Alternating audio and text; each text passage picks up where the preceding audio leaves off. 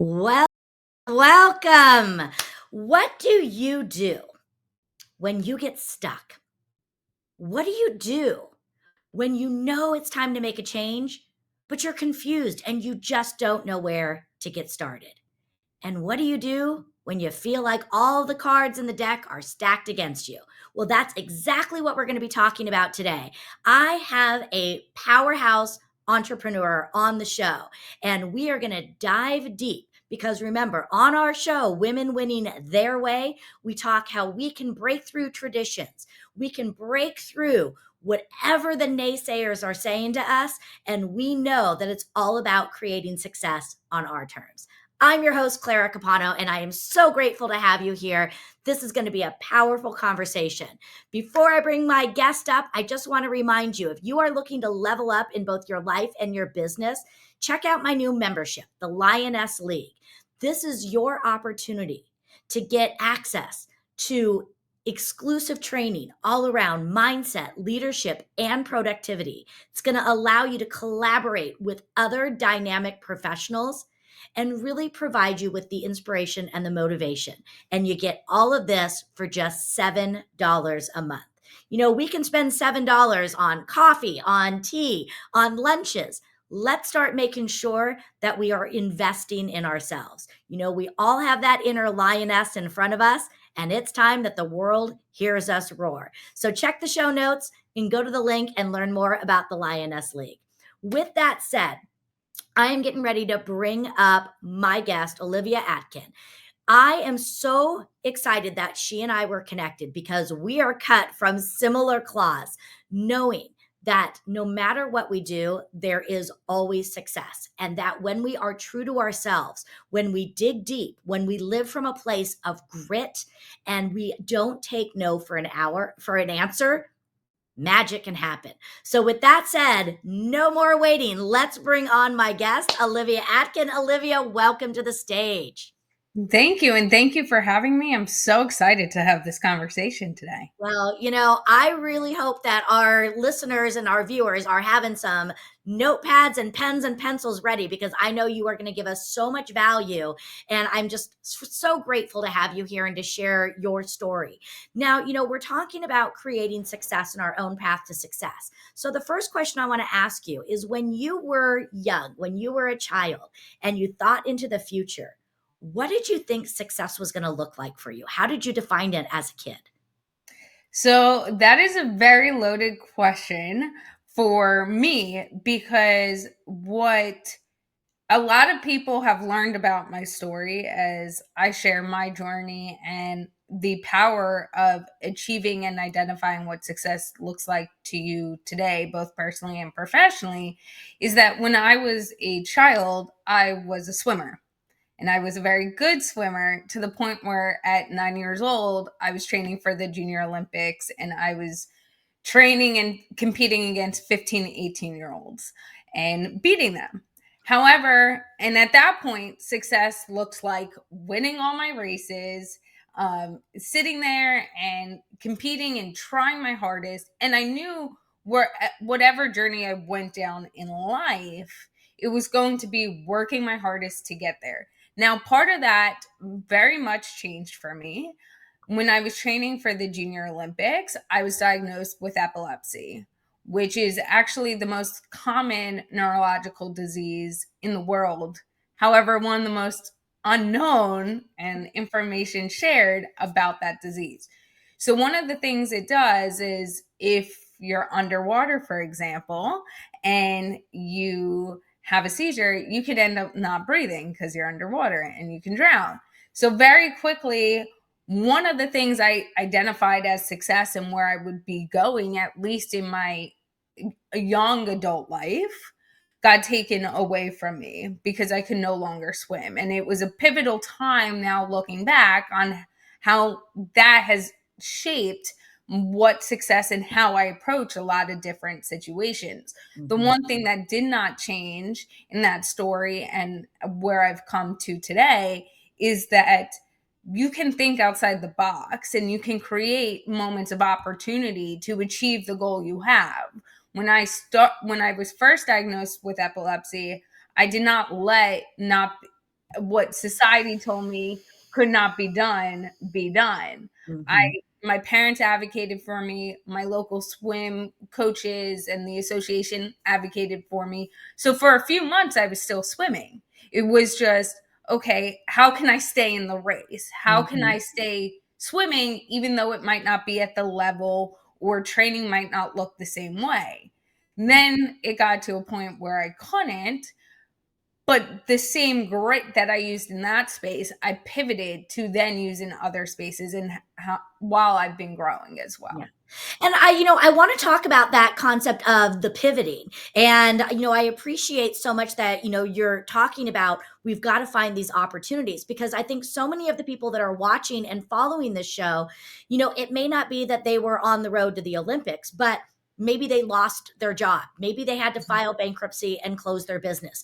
Maybe their relationship ended when they thought they were going to be in that relationship forever. So many times, things happen and our first thought is it was taken away from me.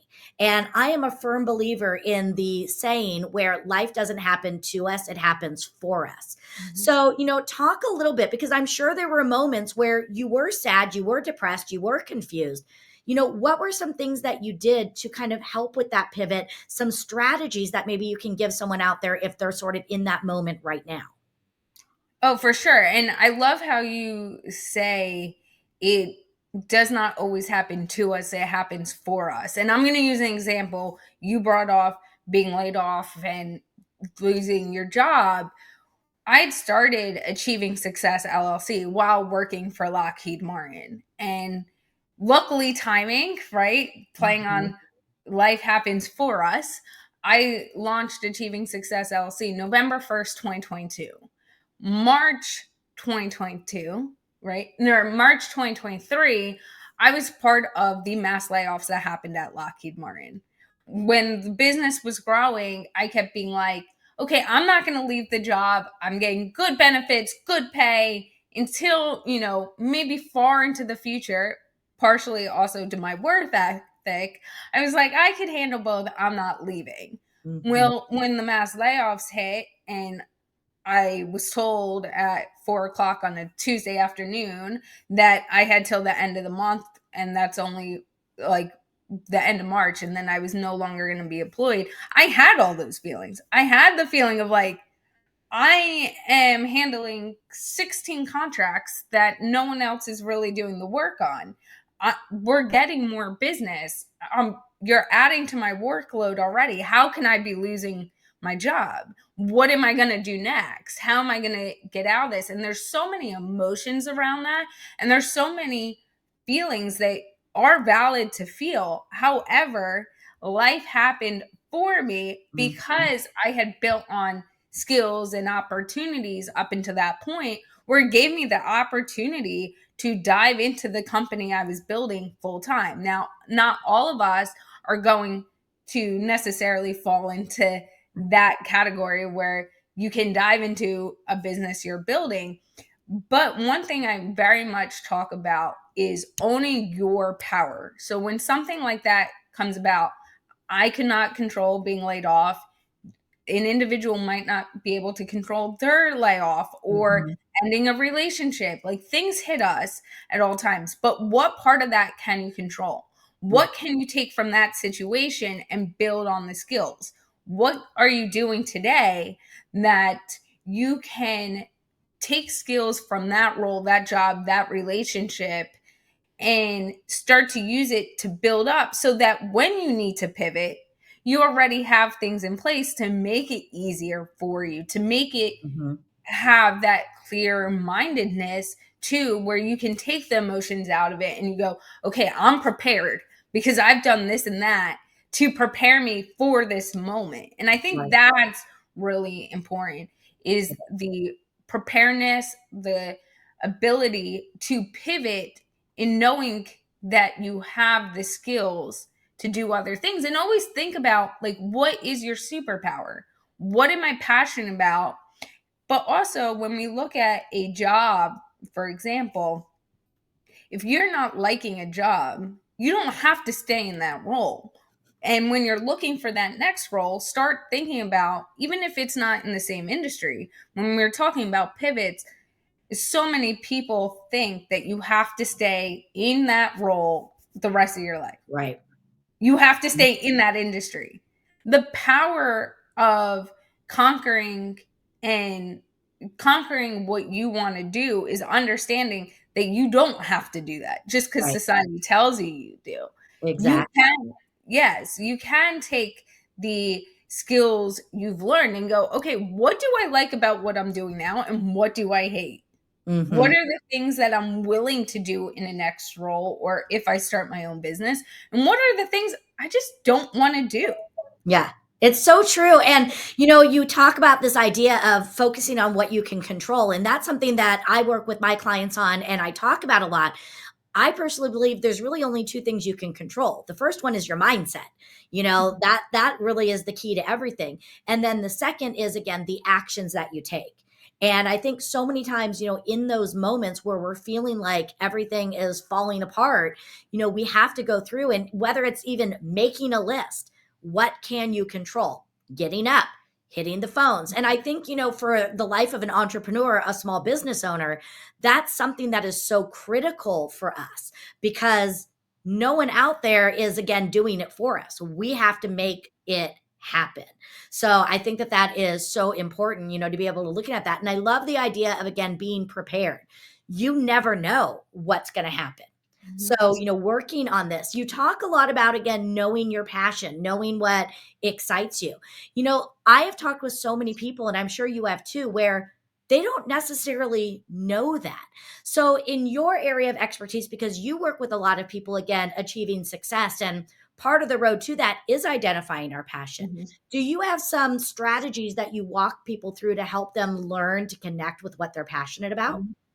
Yes, and there's a few things I always say because you are right. A lot of the time, there can be things that we're really good at that we don't recognize. It comes so easy to us, we don't see it as something we are super powerful at, and that other people are like, how can you do that so flawlessly? Mhm. And we're going, what are you even talking about? It comes second nature to me. Mhm. And one example I'll quickly use is within my consulting side of my business of achieving success, a decent amount of my clients have now focused around podcasting, whether it's starting your own podcasting, podcast audits, getting people on podcasts or helping hosts get on podcasts and sponsorships, all of that. And part of that came to be when I started achieving success, it was all on the consulting side of professional development, personal development, resumes, cover letters, the whole gamut.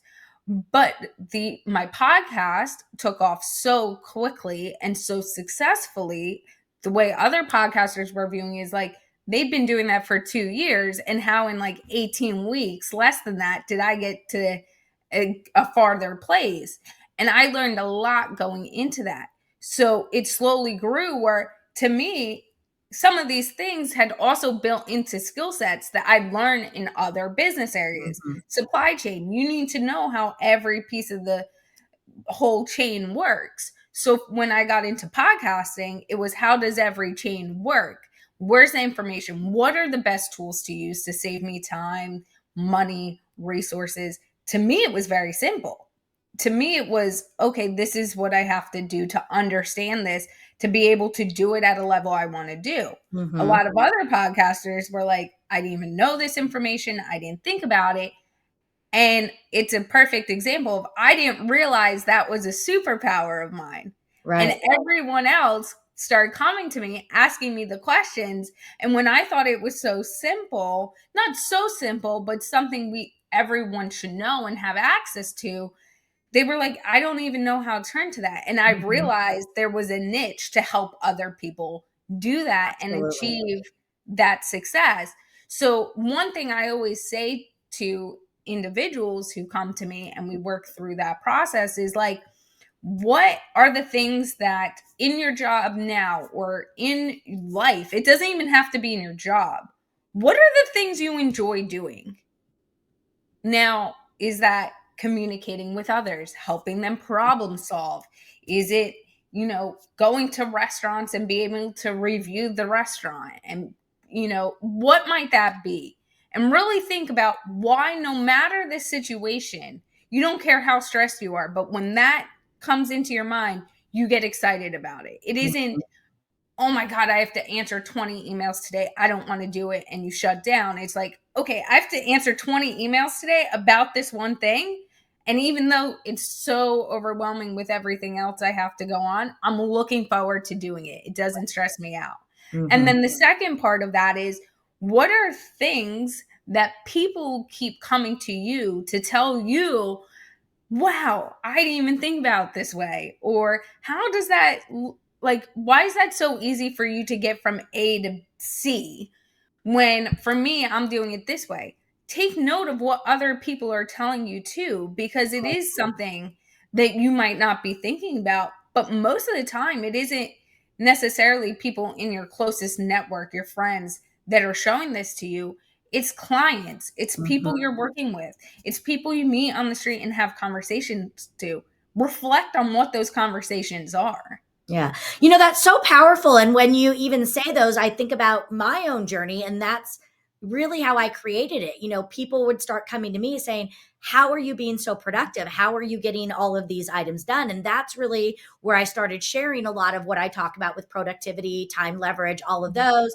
And then again, the speaking, oh, you were able to put it in such a way that's understandable. And so I think that is such a great exercise, is to really sit down and think about, what are people coming to you for?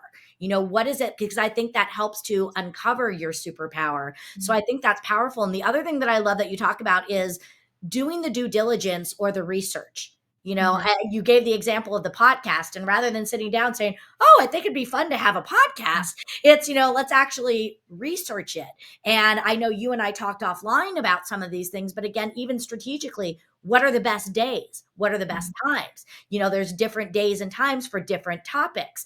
And those are things, again, that most people are not thinking of. It's, why is one day better than the other? Well, statistically, those things are there. So I think that's another message. I want to talk a little bit about moving into your entrepreneurial journey. Mhm. You have done so many things. You mentioned how you transitioned from your job at Lockheed Martin into this entrepreneurial way. What are some of the tips and strategies, going back to when you first started, outside of doing the research? What are some of the best tips? So if somebody is thinking about starting their entrepreneurial journey, whether it's as a side hustle or whether it's full time, what would you say are maybe the 2 or 3 things they really need to focus on to, again, launch into greatness?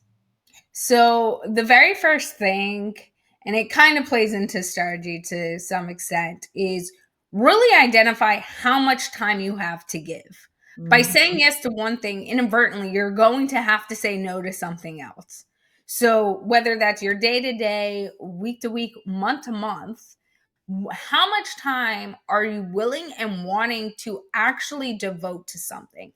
And then plan it out accordingly. So many people I see, whether it's in business or the podcasting space, dive full force in. And if you're the person, let me give this caveat because I am.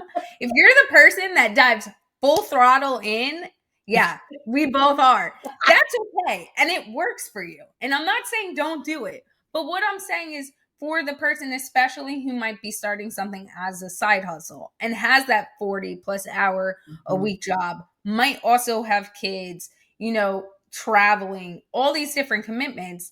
What can you realistically give to that? I'll use the podcast as an example. One thing I tell to all my podcasting clients who want to start a podcast is, tell me in a month how many episodes without stressing you out you can record.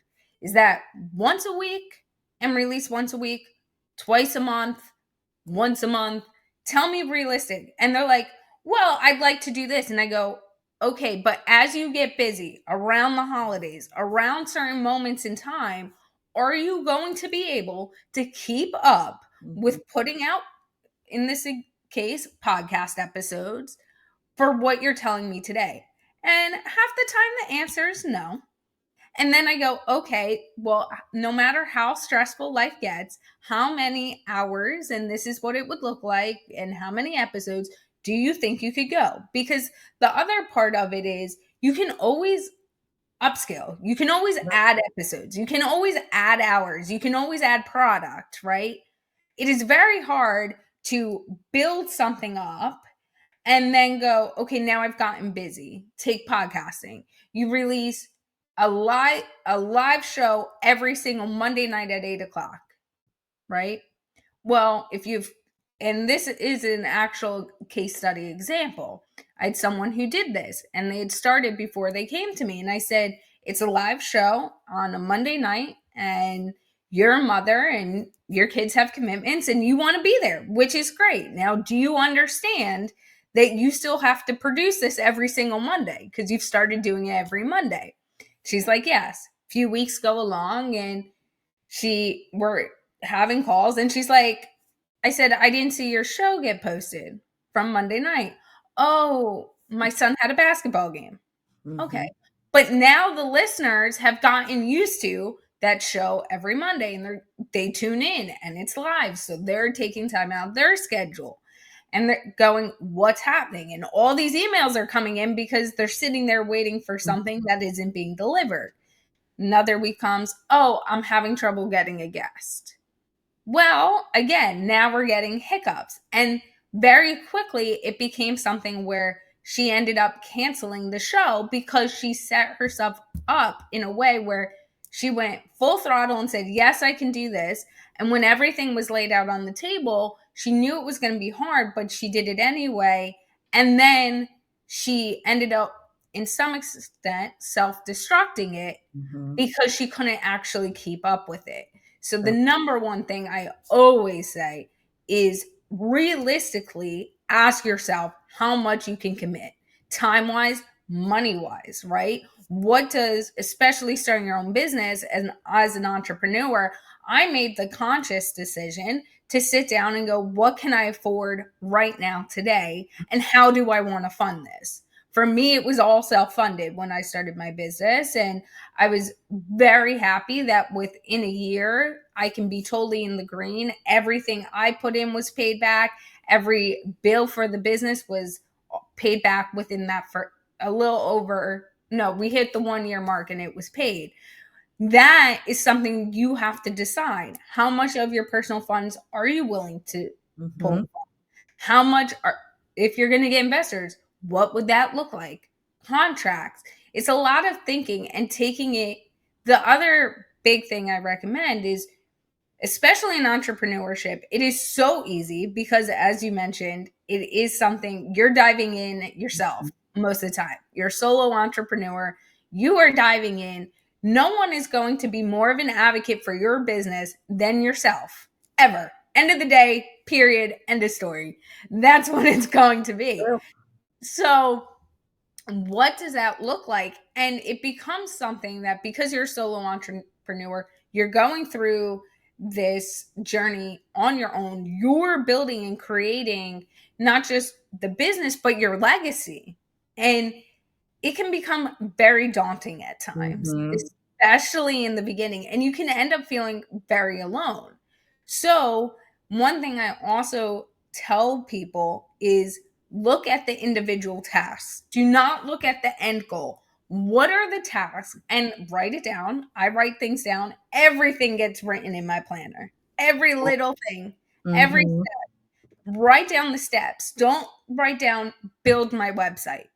Who Write down who you have to contact, or if you're going to do it, create that WordPress account.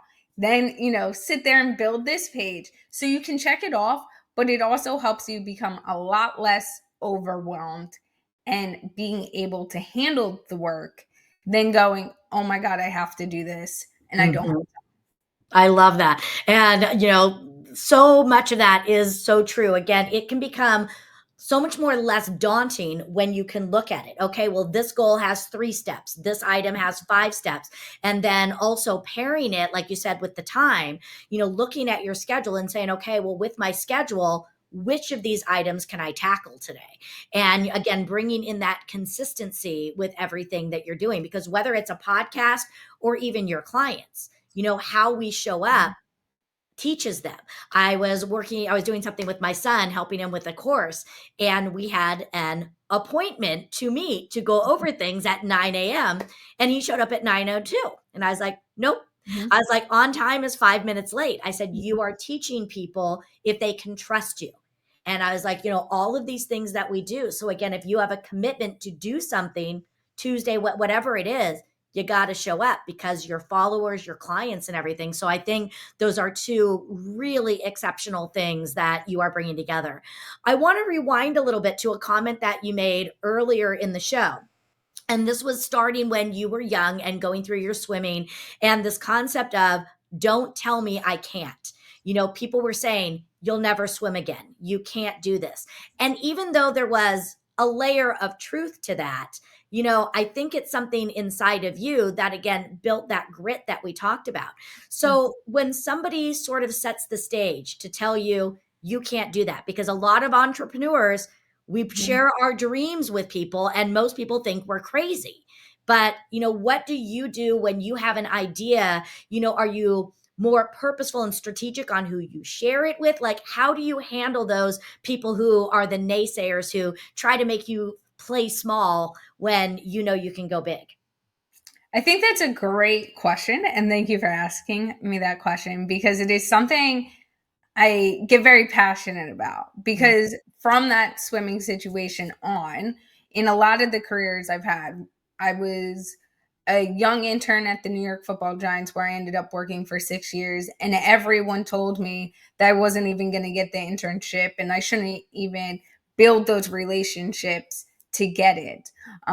To working at Lockheed Martin in a role that takes people 15 years to get, and I walked in the door having it, to being the youngest president of a state board and an international board for supply chain and all these different things. I've always had to know. What drives me is like, I know inside what I can do and how hard I'm willing to work for something. I won't go after it or build it into my schedule, no matter how overwhelmed I am, Mhm. if I don't actually think I can give back in one way or add value to something, right? Right now, I have my business. I volunteer on 3 different boards, 2 of which are professional organizations. One's on the international board for the overarching committee, one's as a president of a state board.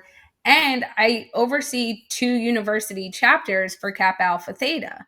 So I get very overwhelmed sometimes, but I would have not said yes to those volunteer opportunities if I wasn't willing to make the time for it. So when people tell me, no, you can't do it, right? So many adults, when Mhm. they learned I was going to start a podcast, especially because podcasting is newer, was like, why are you going to do that? How are you going to actually make money from it? Why would you take the time to do it? Asking all these questions and going, you're not going to get anywhere with it. Well, within 30 days of launching, it was in 4 countries and had more streams than was predicted by triple the amount of numbers. Within 18 weeks, it became a top 10% most listened to podcast globally. When someone tells me, no, I can't, I laugh. I go, thank you for your thoughts. Now watch what I'm about to do. When someone puts the roadblock in my way, I'll use an example quickly of the university I taught at. Without naming names, people will probably be able to figure it out anyway. I was teaching career development at this university. When I was approached to write my book, Achieving Success in Career Development, which was actually done before the business was even an idea. And when I was approached, originally, I did not hear about this textbook company. I didn't know who they were. And I went to the head of career development at the university, who oversaw the career development class, which every business student had to take in order to graduate. They had to take it and pass it. And she was like, oh no, that's a top publisher. And she told me I should take the meeting. Like, it wasn't a scam that people were just emailing you, right? And so I took the meeting. Before I signed the contract, I actually went through it with her, told her like our discussion, got her thoughts. Very big advocate. Went and wrote the book, and then she turned around and then tried to say I I was the word. I took wording and things from her that Oh, she you posted up. plagiarized. Thank you. Thank Mhm. you. That I plagiarized. And I was like, telling someone to turn their cell phone off is not plagiarizing. That's a common thought, right? And all these little things she was trying to bring up to the dean. And we ended up coming to an agreement in August, actually a few weeks before the class was supposed to start, that I would just not teach. That Mhm. I was willing just not to use the book, even though that would hinder our students. And at the end of the day, we're here to teach and help elevate students. And then it ended up like there was too much going on and we parted ways. Now she continued to try to do the smearing and telling me I didn't have a right to write a book because I'd only been teaching career development Mhm. for 2 semesters. However, I was the only professor that had a degree or certification in every business area. So I would actually be able to share real insight on all these knowledge and up to date information. And I was like, okay, now watch, that's fine, but you're going to watch the book be successful. Just Mhm. because you tell me I have no right writing the book, now watch how people connect with it. Mhm. From that experience and that opportunity of writing the book, which released July 1st, 2022, the publishing company was the one who came to me and said, you've all these experience, all these stories, real life, connect with people. Have you ever started about starting a podcast? That was the first time it came to Mhm. my mind. Then I said, you know what? There's information to share. And you're now, when I took the idea of what achieving success was going to look like to other people, everyone was like, oh my God, you have to do this. This show, like what your goal is amazing. And what ended up happening is within a year of achieving success, the business launching, the podcast launching, speaking and consulting, I was asked, I did not apply, I was asked to be a TEDx speaker. Mhm. So she tried telling me, no, I had no right in even writing a book. But because of the knowledge I was sharing, I was asked to speak on one of the biggest stages. Yeah. It's And amazing. and it's one of those things that I personally laugh, but I also go, okay, now you're challenging me. You're Mhm. giving me the challenge to see now, watch you be wrong. You are going to have to sit in that. Not everyone's going to be your advocate. It doesn't matter how much good you do in this world, there will be people that try to tear you down. Mhm. And you have to sit there and say, okay, what am I doing? Why am I doing it? And at the end of the day, as long as you can lay your head on that pillow at the end of the night and go, I made the best decisions with all the information I had in front of me, that's all that matters. Absolutely. I love that. So I want to bring us back. I want to ask another question about entrepreneurship because I want to see how you are doing this. Again, you have all these different avenues. So I'm sure that time blocking is a part of it. One of the things that I want to, though, ask is, so many times with entrepreneurs, they are hesitant to set a schedule, to time block, Mhm. because I have to give my all right now. I have to take every opportunity because I'm building my business. How do you connect with people and talk with them about, when is it time to hustle? When is it time to be more strategic? When is it time to time block, and looking at those opportunities? That is a great question because this is something I think every entrepreneur struggles with within the first year plus, right? It's something we can all struggle with. And it gets to a point where you're building and then you've built it up in a way, but now you either have to strategically set up processes and procedures so you can onboard and Mhm. how is that shifting? But wanting to take every opportunity and not time block can be your biggest kryptonite at the end of the day. I very much did it. I'm a person, as we mentioned earlier, that's like, I'm going to dive in. I'm going to make it work. I will work that 16-hour day. I've done it so many times in past careers that I've had Mhm. that it wasn't something where my body wasn't used to. However, it is good to do that in the beginning, the first few months. You want everything to be set up. You want to not go too far off track to then you're not being able to meet other goals. However, I'll give an example of what I did in the beginning. Not wanting to lose an opportunity. First thing I've always done going back my whole career is I will never say no to an opportunity right off the bat without listening to Mhm. what someone else has to say. And even if I think no off the top of my head, I never thought I'd be an author, but I gave the meeting a shot and had a real conversation and then gave it 24, 48 hours to think about. Was it going to be realistic to Mhm. build this out the way I would want it to be built out and provide it in a time frame that worked for everyone, right? Mhm.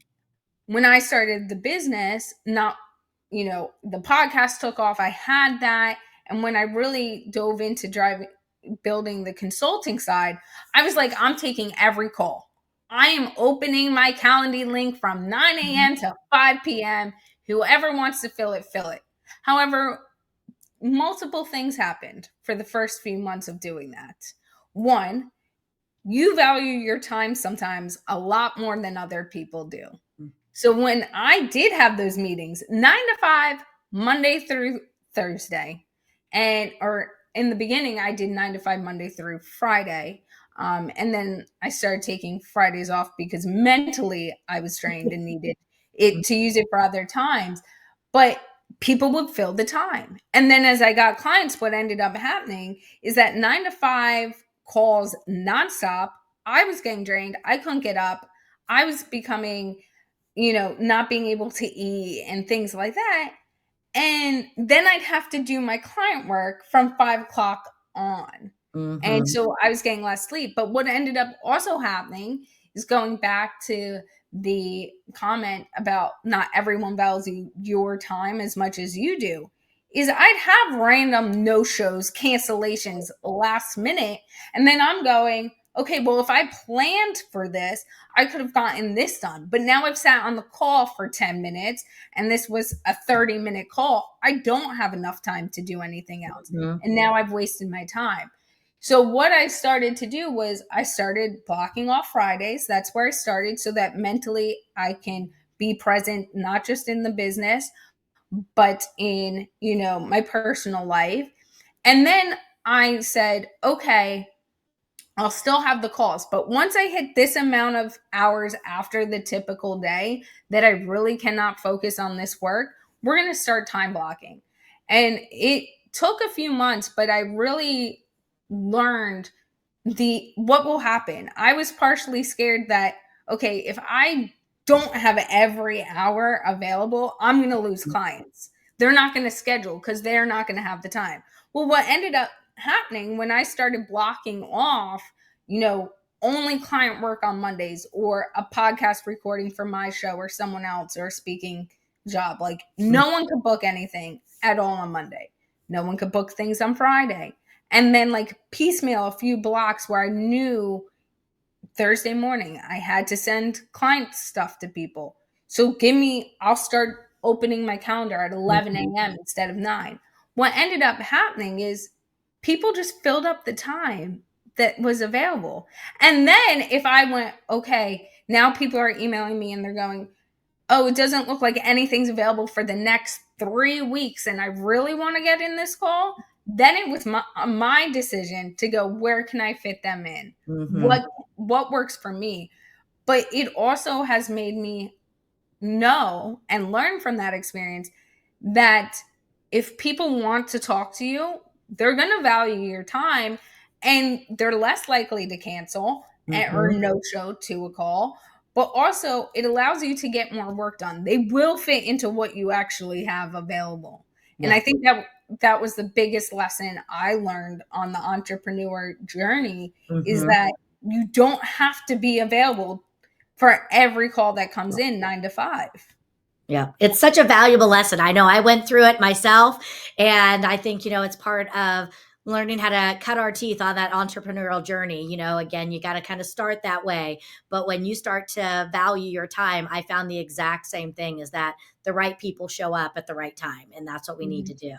So, Olivia, you are, again, a force. You have accomplished so many things. When I listen, when I follow you, I am just in awe. And I know that you are nowhere near being done. So let's talk about, what is it that you are working on next? What's coming up next for you?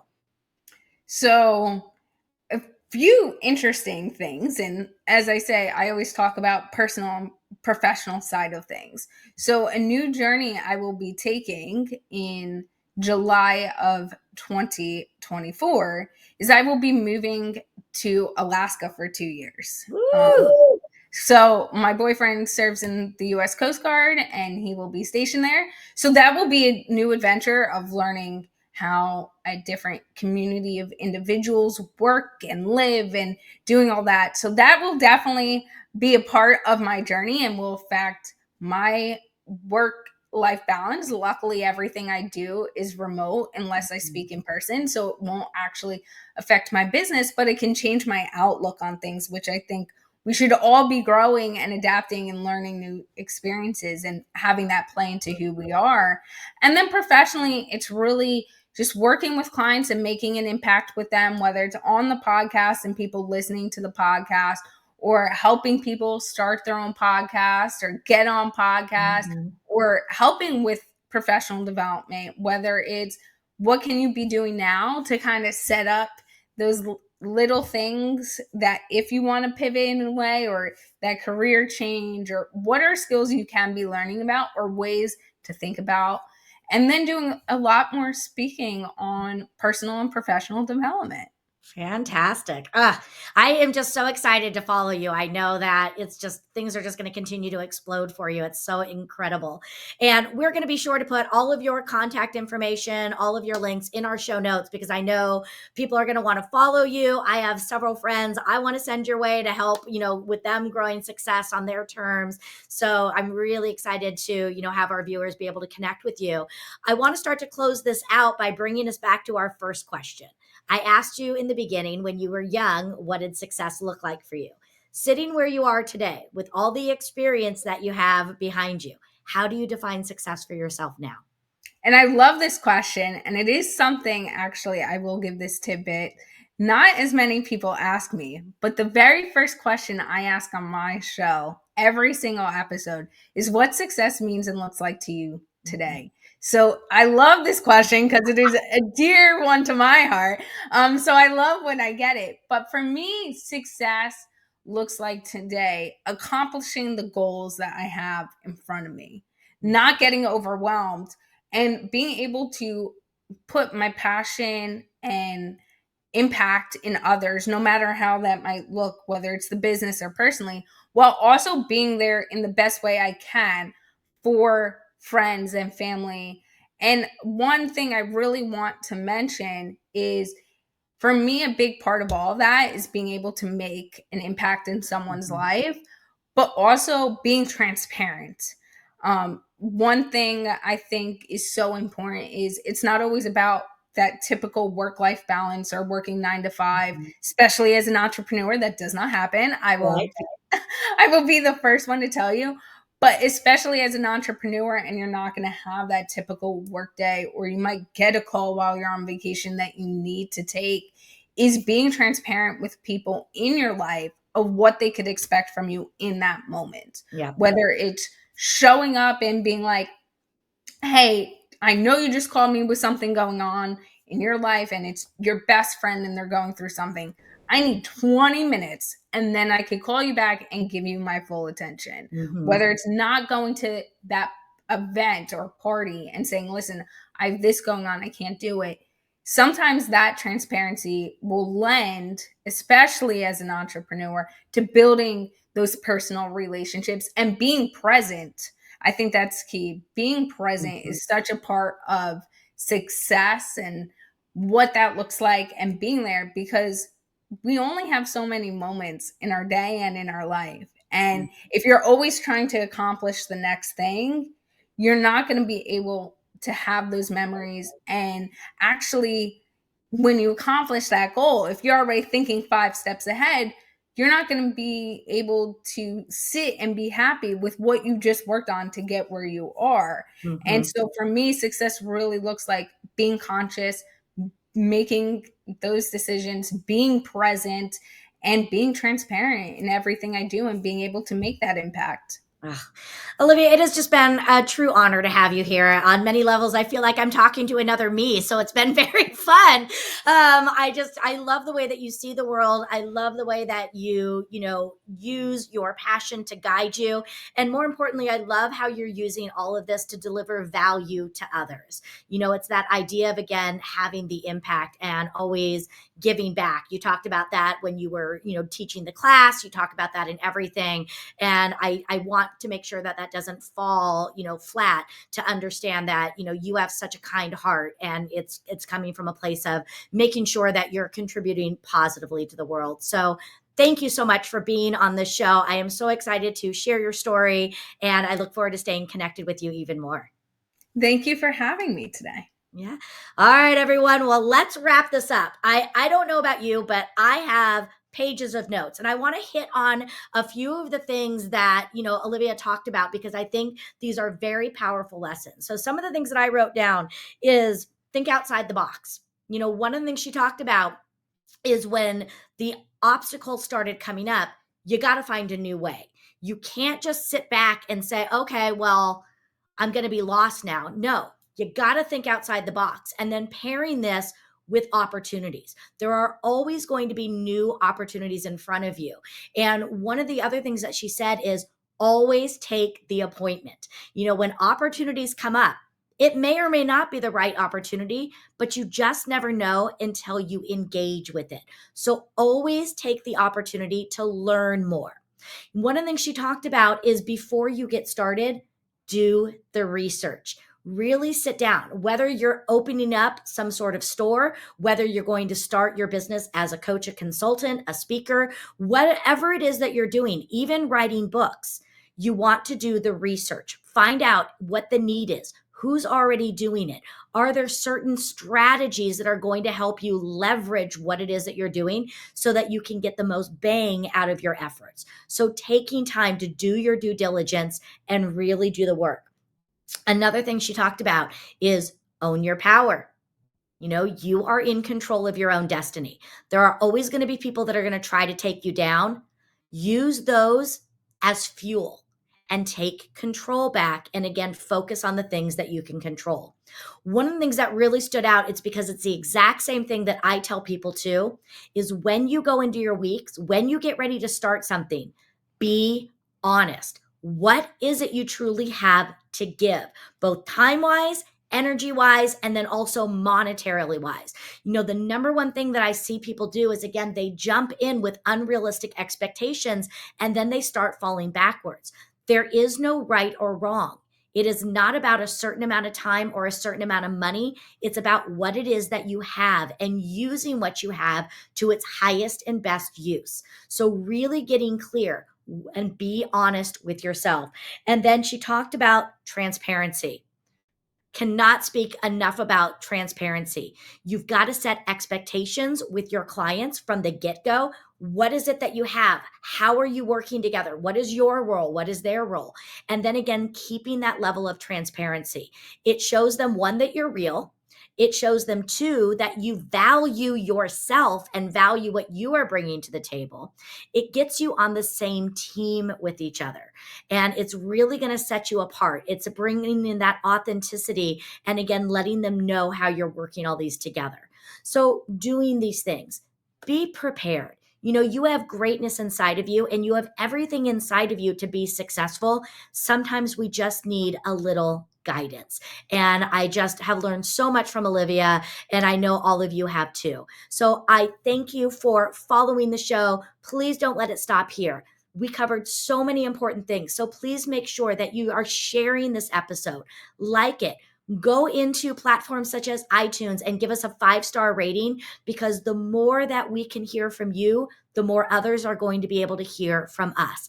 And remember, my goal is to impact not only today's women, but tomorrow's women as well, and to let all of us know that we have the power to create success and do it all on our terms. I'm your host, Clara Capano. Thank you again so much for following, for being a fan of the show. And don't forget to check out the Lioness League, because I would love to bring you as much clarity to your life and your business as possible. Until next time, take care and remember to always be successful.